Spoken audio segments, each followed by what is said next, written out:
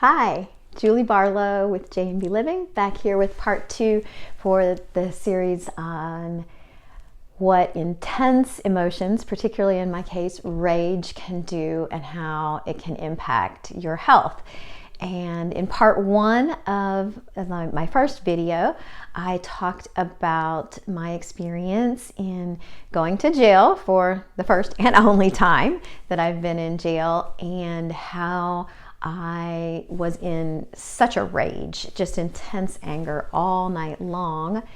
And if you haven't watched that first video, you might want to go back and watch it first. So to continue with my story there, I didn't sleep at all that night. I just sat there and fumed all night long. And finally, at some point in the morning, an officer came in and told me that I was being released the next morning. So actually I was fortunate, if you will. It's that I only had to spend one night in jail instead of the whole weekend, which was what I expected at that point. So they bring me out and I have to sign some paperwork, and then I can remember signing the paperwork and they're like, okay, you're free to go. And I look around me because it wasn't the same location that I was brought in through, and I look around and I'm like, where do I go? So I kind of got this sense that, and this is kind of sad in a way, but I got the sense that like people going and staying the night in jail there know where they exit, which I didn't. So, I had to get pointed the way, go out the door, and it just kind of get dropped off on the curbside there. So, fortunately, before I had left and walked out the door, I did ask if I could use the phone because I didn't have my phone with me. And so I had called my parents at that point and asked if someone could come pick me up from jail.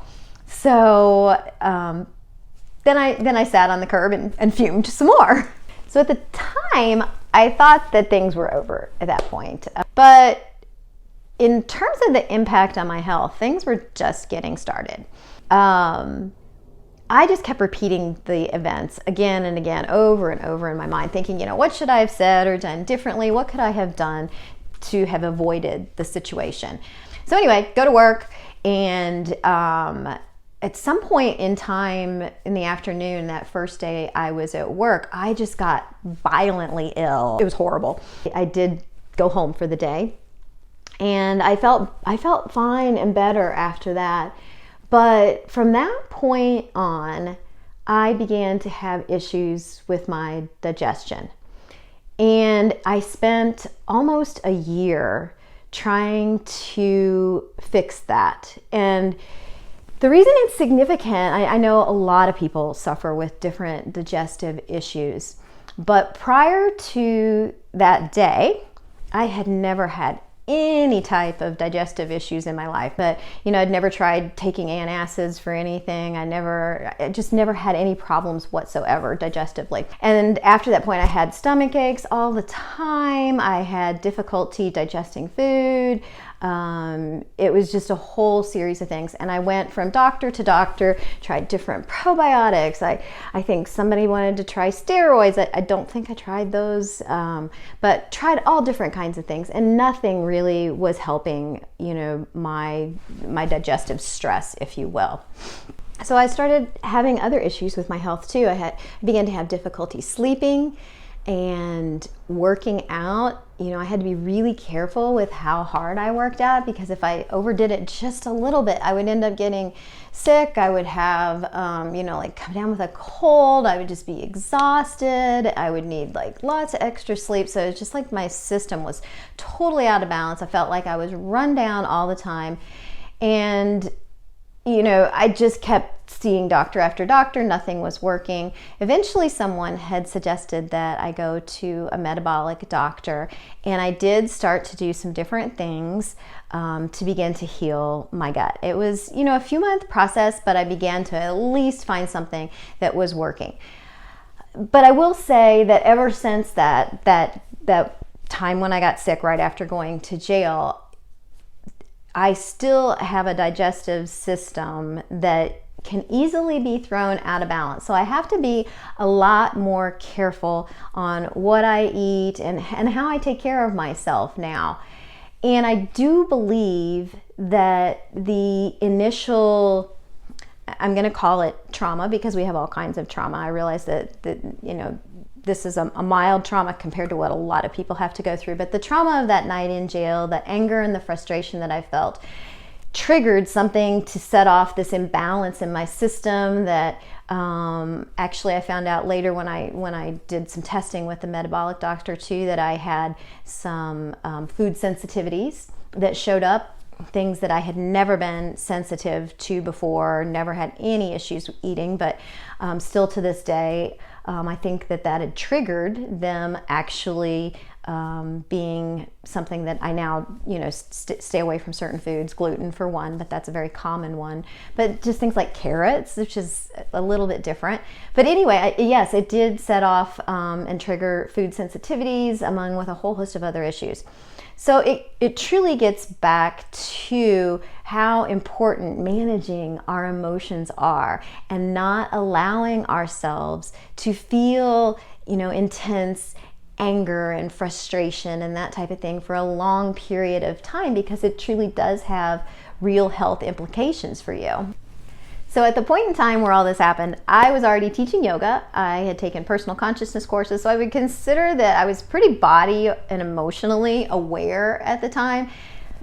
But unwisely, I took the victim mentality approach anyway and allowed myself to go through this to the detriment of my health. I know sometimes situations happen in life and it can get to a point where an out of balance in your mental health or your physical health can start to become normal to you. You get used to how you're living and you don't realize that your physical health is out of balance, or you don't realize that you've truly been under as much stress and anxiety as you have for a long period of time. So how do you go about taking heed of the warning signs that your body will give you when this happens, and not just ignore them like I did and wreck your health? This is where a practice of mindfulness, or I'll take it even one step further, mindful living, can be really helpful to you. By practicing at first, even just finding ways to slow down in your life so that you can pay attention. Well, I mentioned that I had been teaching yoga and taking personal consciousness courses and everything at that point in time. What I hadn't done yet was really start to redesign my life in a way where I could slow down enough to find time for myself on a daily basis, to find time to listen to what's going on in my mind and in my body and in my emotions, just really assessing that on a regular basis, to find time to practice positivity. So on a daily basis, truly practicing being in a positive mindset, because I truly wasn't at that point in time.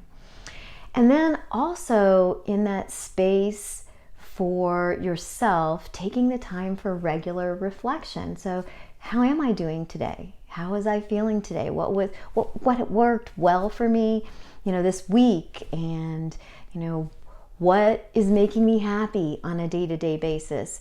Because it's taking the time to recognize how we are living in our bodies, how our days are going, and what's working well for us and what's not, that in doing these things, that's when we begin to be able to fine-tune our days and say, oh yeah, I've really been enjoying, like in my case, this walk that I take in the morning, or taking, the 5 minutes of time to sit and just enjoy your morning coffee and say, how am I feeling today?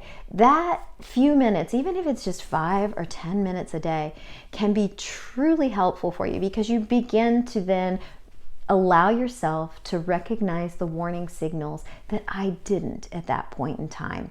and you begin to be more aware of your own triggers in terms of what's working for your mental and physical health as well. I always like to tell people that this is a journey. Mindful living is not something that just happens overnight. It's a lifetime journey, and it's something that can be very rewarding. It can bring you a lot of joy and allow you to create your days in a way that really works for you. If you need guidance, I have created a journal, the J&B Living Journal, that kind of helps guide you through that practice. There are prompts for positivity every day, prompts for reflection on what gave you joy, your personal wins, and things for self-care, and also weekly mindfulness challenges to help you practice this mindful living. So if you want to check that out, you can find that at my website at www.jmbliving.com. You can also sign up for my Kula. I send out a weekly newsletter in which I give tips on mindful living, share things that I think you might be interested in. People really do seem to enjoy and get a lot of my newsletter. So I encourage you to sign up for that if that would be helpful to you. Follow me on my social channels. I try to share a lot of positivity tips and mindful living tips on all of my social channels as well. And I just hope that you, if you aren't already, go ahead and take the time to figure out a way to just carve out a small segment of time to yourself each day, because you truly are worth it. And even like I said, just 5 to 10 minutes a day can make an amazing difference in the quality of your life, and you deserve it. I hope you found this video helpful. If so, please consider subscribing, and if you think somebody else might enjoy it, please share it too. And until next time, I hope you have an amazing week ahead of you. Bye-bye.